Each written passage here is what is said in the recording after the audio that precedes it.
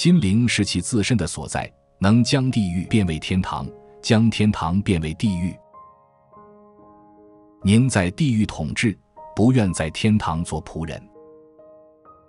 知识犹如食物，同样需要节制以控制欲望，适度地了解心灵所能包容之事。感激赋予了敬畏，让我们遇到日常的显现，那些超越的惊奇时刻永远改变了我们对生活和世界的体验。那些仅仅站立和等待的人也在服务。赋予我自由去了解、表达和根据良心自由辩论的权利，这是所有自由之上的自由。任何知晓一些事情的人都不会愚蠢到否认所有人生而自由。真正的和平不仅仅是战争的缺席，更是正义的存在。耐心是坚强灵魂的美德。童年展现了未来的人，如同晨光预示着白昼。美是大自然的货币，不应囤积，而应流通，使用它的价值在于不花费它。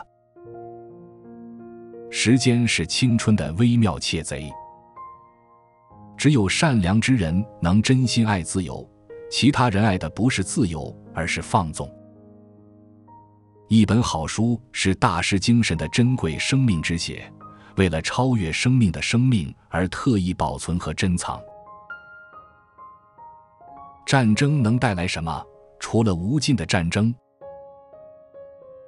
内心拥有明亮的人可以坐在中心，享受明媚的白天，但那些隐藏黑暗灵魂和污秽思想的人，即便在正午阳光下，也如同在黑夜中行走。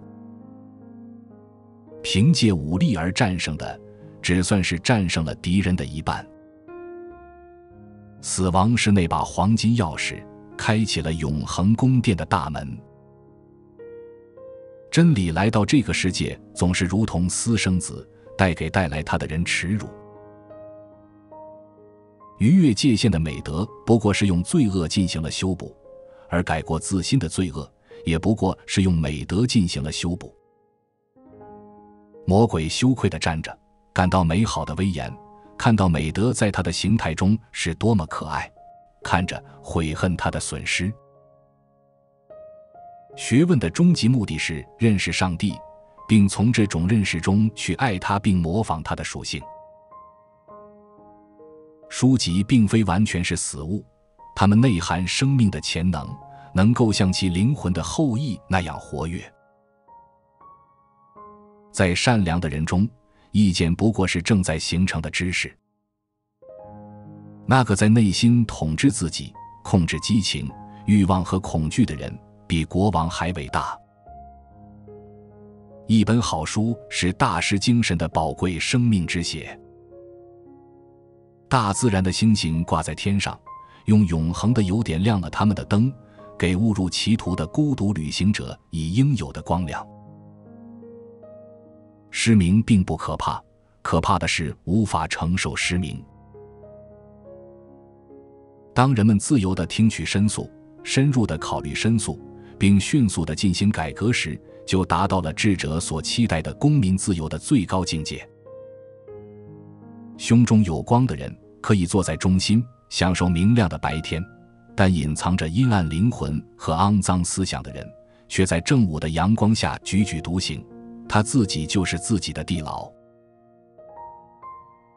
爱情的争吵往往以愉快的和谐告终。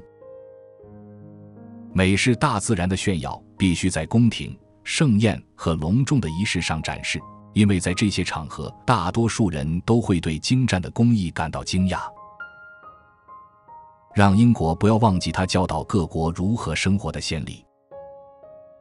研究复仇的人会让自己的伤口保持青紫，否则伤口会愈合并恢复得很好。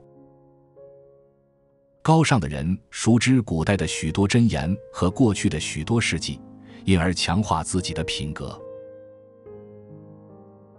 虽然日月沉没在平缓的海面上，但美德可以凭借自己的光辉看到自己想做的事。书到用时方恨少。任何一个有知识的人都不会愚蠢到否定人生而自由的事实。